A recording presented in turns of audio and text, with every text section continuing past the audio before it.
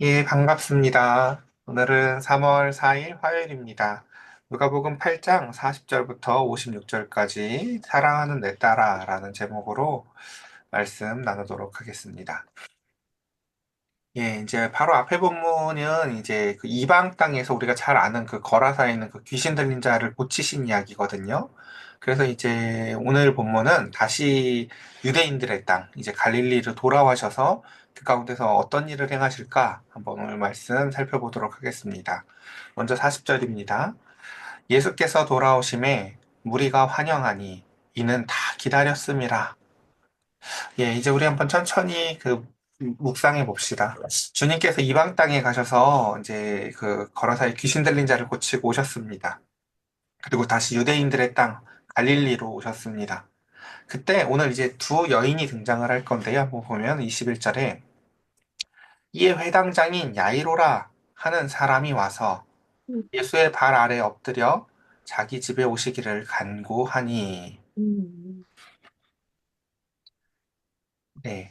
오늘 먼저 첫 번째 등장하는 인물은 회당장인 야이로라는 사람이 먼저 등장을 합니다. 이제 회당장은 이제 굉장히 고위 관료라고 생각을 하셔도 좋고요. 어쨌든 그리고 또 회당에 대한 그 예배, 회당의 관리와 예배에 대한 책임이 모두 있었던 게 회당장입니다.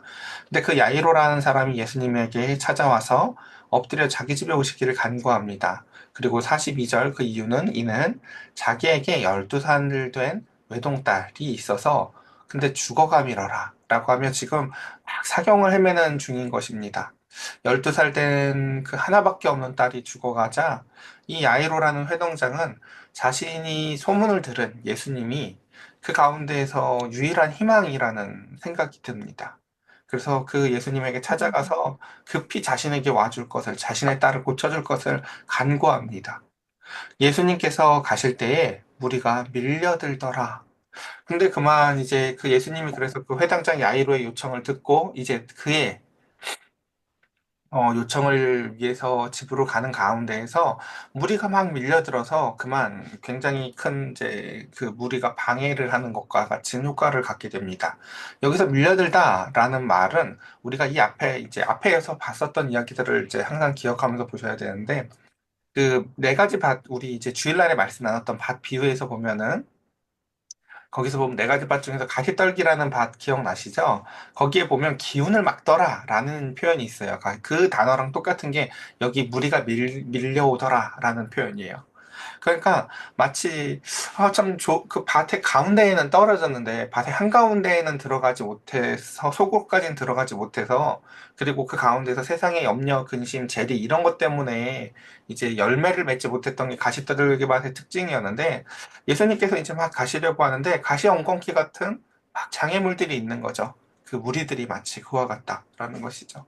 자, 그 가운데에서 주님께서 이제 43절에 이에 12해를 혈루증으로 앓는 중에 아무에게도 고침을 받지 못하던 여자가 지금 여러분 잘 생각을 해봅시다. 이제 지금 12살짜리 아이가 지금 그 아이로의 딸이 막 죽어가고 있어요. 예수님께서 우리 그 집에 요즘에도 이제 우리가 운전할 때 어떡합니까? 뒤에서 구급차가 지나가면 길을 터주죠? 빨리 지나가라고요. 이 시대엔 그런 문화가 없는 것 같아요. 예수님께서 지금 야이로의 딸을 고쳐주러 가려고 하면은 빨리빨리 비켜주고 지나가야 될 것 같은데 무리들이 예수님 오겠다고 다 몰려들어서 예수님이 야이로의 딸을 고쳐주러 가는 길이 그 가운데서 홍해 갈라지듯이 갈라지질 않아요. 근데 그래서 그것을 야, 좀 가시떨기의 기운을 막듯이 저렇게 뭔가 막히는 것 같이 보이고 그 가운데서 안타까움을 금할 수가 없습니다. 근데 그 가시떨기들 가운데서 한 가시나무 같은 일이 뭐였냐면 바로 12해를 또 혈루증을 앓는 여인이 있었습니다. 혈루증은 이제 피가 이렇게 뭐 그러니까 여자들 같은 경우 제가 한 달에 한 번 그런 날이 있잖아요. 근데 혈루증은 그게 비정기적이고 그 가운데서 막 주체할 수 없는 거죠. 그래서 혈루증이라는 게 하혈을 할 때마다 계속해서 부정한 취급을 당하고 계속 격리당하는 인생을 사는 거예요. 그러니까 이거는 또 다른 그 나병 환자랑 비슷해요. 그래서 일평생 동안 벌써 10년 이상을 계속해서 나병 환자 취급을 받고 그래서 오랜 이 투병 생활로 인해서 나약해진 몸을 가지고 그 가운데서 나병 환자처럼 살던 12해를 혈루증 앓던 한 여인에게 무슨 일이 벌어졌냐면요.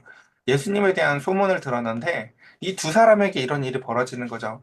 야이로라는 사람은 예수님이면 내 딸을 고칠 수 있을 거야. 같은 믿음이 막 임하는 거고요. 또 이 12해 동안 그 가운데서 혈루증을 앓았던 여인도 예수님에 대한 소문을 들었는데, 저 예수님을 만지기만 해도 내가 나을 것 같아. 라는 희한한 믿음이 생기는 거예요.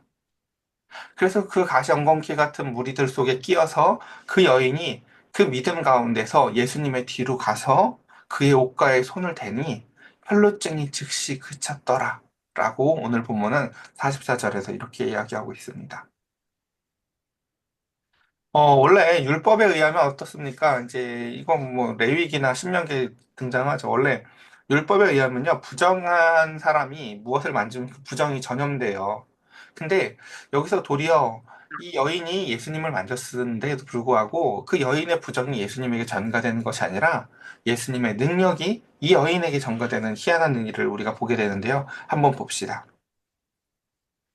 45절. 예수께서 이르시되 내게 손을 댄 자가 누구냐 하시니 다 아니라 할 때에 베드로가 이르되 주여 우리가 밀려들어 미나이다. 예수께서 이르시되 내게 손을 댄 자가 있도다. 이는 내게서 능력이 나간 줄 알미로라 하신대. 굉장히 이 본문 이야기는 참 특이한 이야기예요. 예수님이 마치 이제 이 본문에서 무슨 이야기예요? 예수님의 의도해서 누군가를 치유해 준 것이 아니라 그 가운데서 누가 내 옷을 잡아서 내 능력이 빠져나갔다라는 것 같은 표현이잖아요. 그렇죠? 자, 근데 그 가운데서 베드로는 예수님의 그 말씀을 뭐 이해하지 못합니다. 지금 사람들이 이렇게 밀려들어가지고 지금 뭐 누군지를 뭐 어떻게 알아? 라고 얘기하는데 예수님의 말씀은 그게 아니었죠. 어떤 사람이 그 가운데서 예수님에게 손을 댔고 그 가운데서 내게 능력이 나갔다 말씀을 하세요. 그러자 그 가운데서 두렵고 떨림으로 그 여자는 자신이 한 일에 대해서 이제 예수님 앞에 고백을 합니다. 47절. 여자가 스스로 숨기지 못할 줄을 알고 떨며 나와 엎드려. 이거 꼭 여러분 저 앞에서 이런 표현들 몇 번 등장했는데 기억나세요? 그쵸? 예를 들면 그 가운데서 이방인의 집에서 또는 그 바리새인 집에서 그 가운데서 이제 막 잔치할 때 웬 여인이 들어와 가지고 예수님 뒤에 서서 그 가운데서 그쵸 막 무릎을 꿇고 그 가운데서 머리카락으로 울며 그것을 발을 씻겼던 것처럼 누가는요 이러한 그 믿음의 여인들의 이야기들을요 굉장히 상술해요. 상세히 묘사해요. 보면 여자가 그 무리들 가운데서 이제 예수님이 자 다시 우리 빨리 상상해 보세요. 사람들이 웅성웅성하고 그 가운데서 제일 지금 미치겠는 사람이 누굴까요?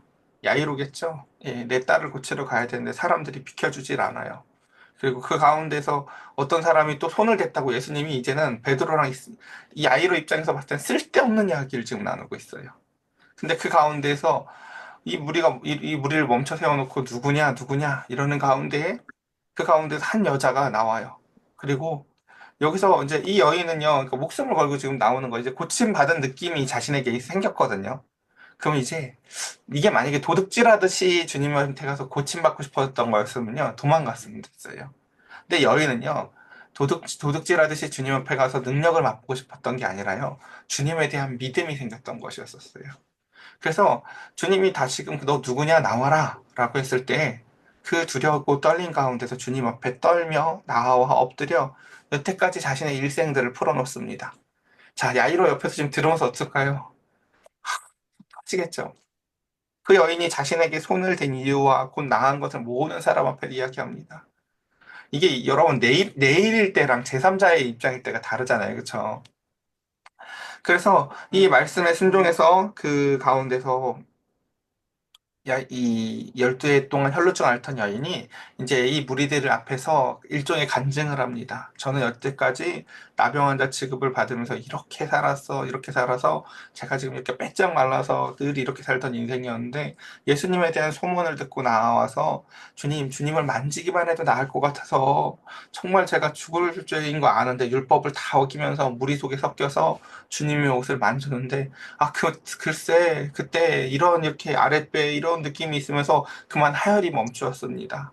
그리고 병이 나았습니다.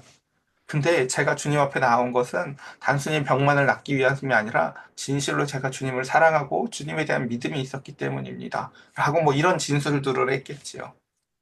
그래서 그 가운데 봅시다.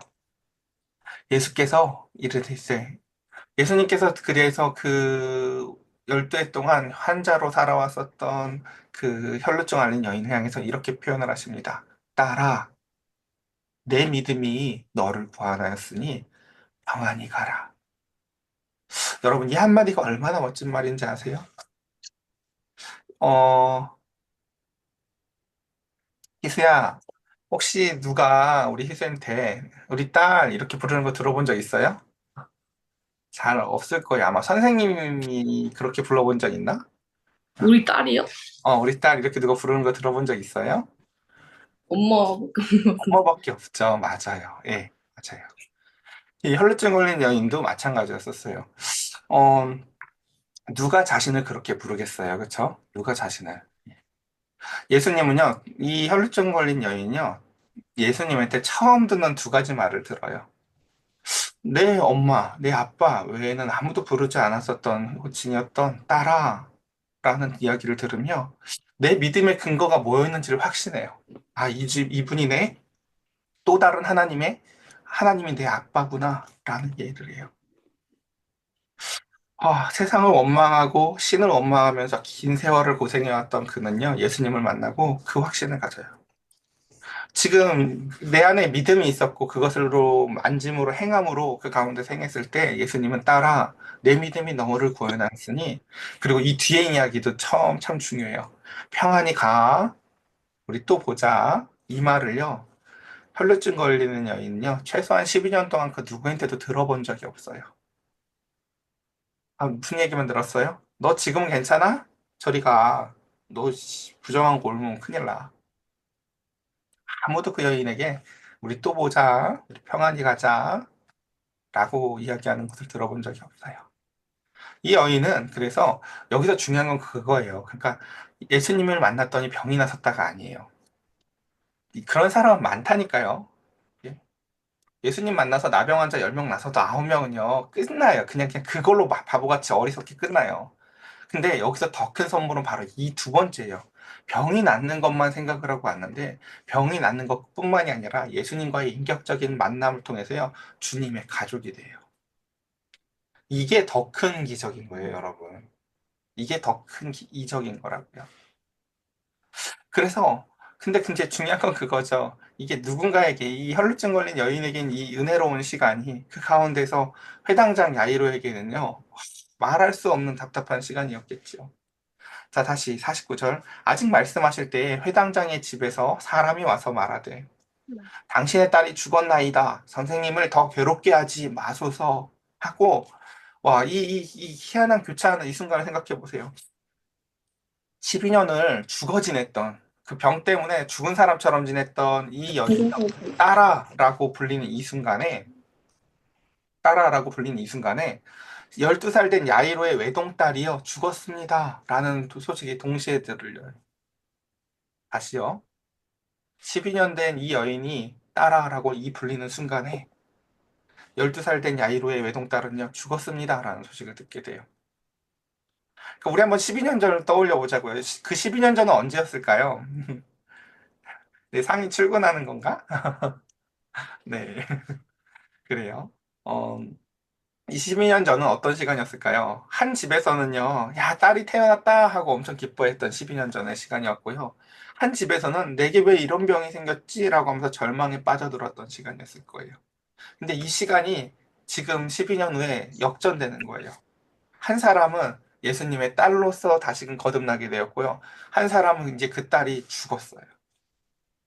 인생을 그래서 우리가 세옹지마라고 하죠. 누가 앞선 건지, 누가 뒤선 건지 알 수가 없어요. 근데 그 인생의 세옹지마를 초월하는 모든 권능과 능력이 있으니 바로 그것이 예수님의 능력입니다.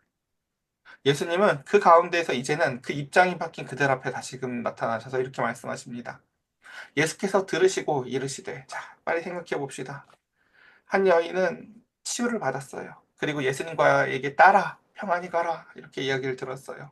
근데 저기서 막 무리가 오더니 예수님의 무리 가운데 오더니 회당장 야이로의 딸이 죽었습니다. 더 이상 그 선생님 이미 이제 다 끝났으니까 제발 그 선생님 그만 괴롭히세요. 쓸데없는 짓이니까 이제 그만 괴롭히세요. 라고 하는데 거기서 회당장이 막 지금 야이로는 지금 이걸 봤잖아요. 그렇죠? 이제 회당장은 이걸 봤잖아요. 내 딸을 고치러 가야 되는데 이 답답한 가시덤불 같은 무리 가운데서 한 가시덤불 무리를 주님께서 고쳐주셨어요. 그러니까 내일은 아니지만 주님의 능력을 지금 맛은 봤잖아요. 그렇죠? 이분이 이런 분이구나라는 것을요. 그래서 주님은 그 너가 본 것을 가지고 이렇게 얘기해요. 야, 두려워하지 말고 믿기만 해라. 이 앞에 전 이 말을 넣어주고 싶어요. 너도, 너도 믿기만 해. 방금 본 그 여인처럼. 방금 봤던 여인 뭐 얘가 나한테 무슨 말 들은 게 있었니? 이 여인도 그저 자기가 갖고 있는 믿음 가지고 내 뒤에 목숨 걸고 와서 이 옷을 만지고 치유받았지. 너도 믿기만 해라. 그리하면 딸이 구원을 얻으리라 하시고 그 집에 이르러 베드로와 요한 야고보 그리고 아이의 부모 외에는 함께 들어가기를 허락하지 아니하니라. 이 죽음이 가득한 그 방한 공기를 생각해 보세요. 딸이 더 이상 숨을 쉬지 않자 그 집에 있었던 엄마는요, 아주 통곡했을 거예요. 그리고 그 가운데서 수많은 사람들, 그리고 이 1세기 당시에 이제 그 유대인들에게 되게 잘 정착했던 문화 중에 하나가 이제 곡하는 문화거든요. 그러니까 누가 벌써 이제 어느 집에 그렇다라고 하면요, 동네에 곡하는 그 꾼들이 있어요. 그래서 이제 벌써 빨리 가서 이제 곡할 준비를 해줘요. 그래서 같이 막 울어줘요. 근데 그 가운데, 그래서 벌써 이제 곡소리가 들려요. 그 곡하는 사람들이 와가지고 막. 근데 그 가운데서 이미 모든 것이 끝났다고 여겨지는 그 공간 안에 주님께서 오셔서 뭐라고 얘기해요? 한번 봅시다. 52절. 모든 사람이 아이를 위하여 울며 통곡하매 예수께서 이르시되 울지 말라. 죽은 것이 아니라 잔다. 하시니 그들이 그 죽은 것을 아는 고로 비웃더라. 라고 하며 그 아까 왔던 그 전문 애도권들이 비웃습니다. 주님의 말씀은 늘 우리의 상식으로 보면 비웃을 만한 상황들이 많았던 것 같아요. 아브라함한테나 그래서 오죽하면 애 이름이 이삭이죠. 웃음이 그쵸? 네가 비웃었잖아 사라. 너 믿음 없었어. 기억해. 네 애 이름이 그래서 이삭이야 너. 그러니까 좋은 이름 같지만 사실은 그 부모를 기억하게 만드는 거죠. 너 비웃었었지? 내가 그 비웃음을 웃음으로 바꿔준 거야. 기억해. 라고 이야기했죠. 다시 그 가운데서 그 전문 애독꾼들의 그 비웃음 너머에 보면 54절 예수께서 아이의 손을 잡고 불러 이르시되 라고 하며 여기서 또다시 놀라운 일이 벌어집니다. 저 앞에 보면 아까 그 부정했던 여인이 그 가운데서 예수님의 옷을 잡았을 때 부정이 전가되어서 또다시 부정이 일어난 것이 아니었잖아요. 그쵸? 사람들은 그런 걸 처음 봤어요. 아니 부정한 여인이 잡았는데 그 부정이 낫는다고? 라고 했던 것처럼 예수님께서는 지금 이 아이는요, 사실 우리에게나 아이지, 그리고 야이로나 그 부모에게나 아이지, 이제 더 이상 시체거든요. 부정한 존재예요. 근데 예수님께서는 그 부정한 시체를 손을 붙잡아요. 아이야, 일어나라. 라고 부르세요. 근데 이 모습이 마치 뭐와 같은지 아세요? 마치 아무것도 일어나지 않은 것처럼 우리 혜영 집사님이 우리 자고 있는 희숙 깨우듯이 그 엄마가 자고 있는 딸 깨우듯이 딸 이제 일어나 일어날 시간이야 라고 사랑스러운 엄마의 목소리처럼 그 가운데서 그 죽은 아이를 그저 아침에 잠을 깨우듯이 부릅니다. 마치 예수님의 모습이 누구 같냐면요. 인자한 엄마 같아요. 그러자 그 영이 돌아와 아이가 곧 일어나거늘. 우리의 육체의 엄마는요, 잠든 우리를 깨울 수 있지만요, 우리의 영혼의 하나님은요, 우리의 죽은 영혼을 깨우실 수 있습니다. 그리고 주님께서 이렇게 말씀하세요. 우리 누구누구 먹을 것 좀 줘. 라고 얘기하세요. 얼마나 황당합니까? 그쵸? 아무 일도 없었던 것처럼. 마치, 그러니까 여러분 여기서 두 엄마가 보여야 돼요. 예수님이라는 그, 예수님의 그 모성애적인 모습. 마치 잠든 아이를 깨우고, 얘 밥 좀 줘, 빨리. 우리 딸 일어났어. 라고 하는 주님의 말씀. 그리고 그 옆에 있었던 진짜 엄마를 상상해 보세요. 내 딸이 죽었고 그 가운데서 깊은 절망과 슬픔 가운데서 이 순간에 느끼는 게 뭐냐면 철저한 고립감과 단절감이에요. 옆에 있는 사람들이 아무리 슬퍼봐야 그 슬픔이 내 슬픔을 1도 덜어주지 못하거든요. 저 사람, 저 애독꾼들이 밖에서 아무리 울어봐야 조금도 위로가 안 돼요. 야, 나 혼자만 슬픈 게 아니라 같이 슬프니까 다행이다. 이런 거 1도 없어요. 그냥 우주가 무너진 거예요. 그 가운데 그 우주가 무너진 내게 다가와서 내 딸 보고 딸아 불러서 일어나게 하고 얘 먹을 거 줘라 라고 아무것도 아무 일도 없었던 것처럼. 그래서 한번 잘 생각해 봅시다. 예수님이 아이야 일어나라 하자 일어났고, 그리고 일어난 이 죽은 내 딸이 다시 일어나서 먹을 걸 달라고 해서 밥을 먹고 있는 내 딸을 보고 있는 그 엄마의 마음을 여러분 상상해 보세요. 이분은 누구실까? 저는 그 이야기를 자주 생각이 나요. 세월호 사건이 있고 나서 그 가운데서 한 엄마의 인터뷰가 그런 거였었거든요. 그 엄마 소원이 뭐였냐면요. 내 자녀가 다시 살아나서 김치찌개 한 번만 다 밥껏 먹는 걸 같이 보고 싶다는 게 그 엄마의 소원이었어요. 마치 그 엄마의 이야기처럼 그 가운데서 이 여인은 이제 그 엄마, 이 특이한 경험을 하죠. 내 딸, 우주를 초월하는 절망을 넘어서는 그 가운데서 하나님의 능력을 맛보고 내 딸이 밥을 먹는 것을 보면서 그 가운데서 56절, 그 부모가 놀라는지라. 예수께서 그리고 경고하사 이 일을 아무에게도 말하지 말라 하시더라. 그래서 오늘 본문은 이렇게 두 사람이 그 가운데서 특히 두 여인이 예수님의 능력을 맛보는 이야기를 봤습니다. 여러분, 누가복음을 보면, 그쵸. 그래서 남자들보다는 그 여인들, 특히의 이야기를 제가 많이 나온다고 늘 지금 자주 말씀을 드렸어요. 그쵸. 오늘도 이 본문 말씀을 통해서 여러분 두 여인을 기억해 하셨으면 좋겠습니다. 첫째는 바로 그 혈루병 걸렸던 여인. 12해 동안에 계속해서 사람들로부터 단절되었고, 그 가운데서 나에게 생긴, 그러니까 참 그렇잖아요. 그러니까 우리가 뭔가 절망적인 사건을 마주하면요. 사람들이 드는 공통적인 생각이 다 이거거든요. 왜 나만 이런지? 라는 거예요. 왜 나한테만 이런 병이 생겼지? 왜 나한테만 이런 일이 생기지? 라는 것이에요.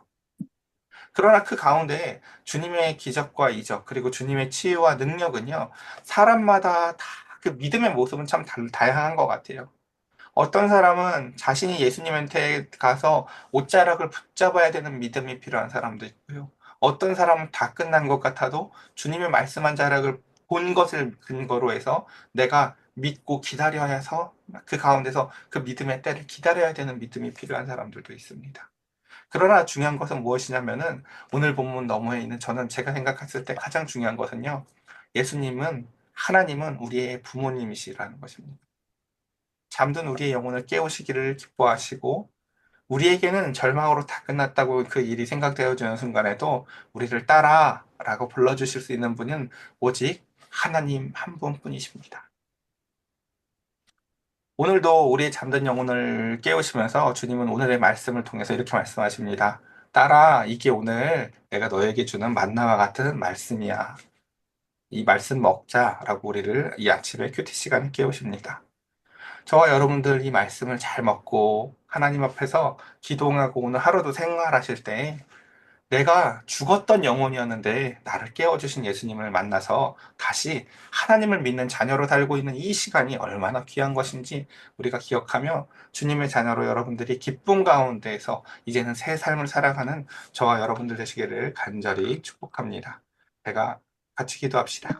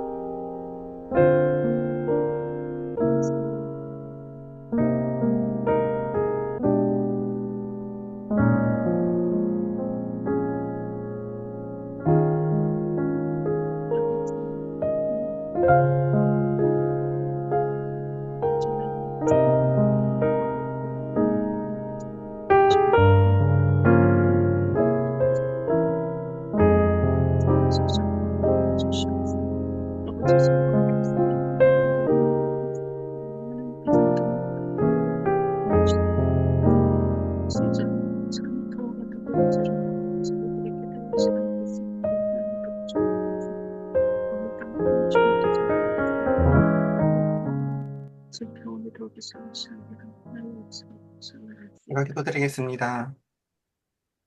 하나님, 우리는 참 작은 존재입니다. 세상의 어려움과 환란을 만났을 때에 세상은 우리를 향하여 인생은 원래 혼자라고 이야기하기를 좋아합니다. 고통도 혼자질 수밖에 없는 것이고 그 누구도 그 어떠한 일도 위로가 되지 않는 순간들이 있습니다. 그러나 주님은 그 모든 시간을 초월하여 우리를 따라 죽은 게 아니라 잠든 거란다. 세상 모든 사람들이 저 밖에서 크게 애곡소리를 내곤 있지만 그 가운데서 진정으로 너를 위로해 줄 수 있는 것은 사람이 아니라 바로 나란다. 라고 우리를 부르시는 주님.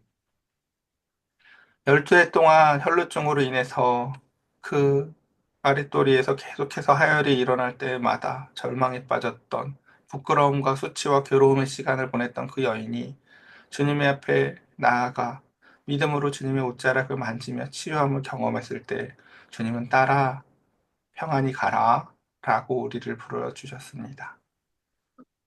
세상 누구도 나를 그렇게 불러주는 이가 없었고 세상 누구도 나한테 다시 보자, 평안히 가라 라고 말씀해 주는 이가 없을 때 말입니다.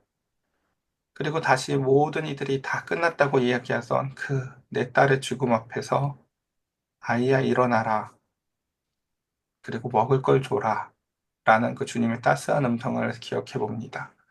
우리 사랑하는 성도들, 그 둘 모두 이제는 공동체의 회복을 통해서 가족에게 돌아가지고 주님의 영광을 돌리며 살았을 것을 상상해 봅니다. 우리 사랑하는 성도들, 그렇게 주님 앞에 치유함을 얻고 기쁨으로 그 가정 가운데, 교회 가운데 주님 앞에 영광 올리는 삶 살 수 있도록 성령님 은혜를 더하여 주시옵소서.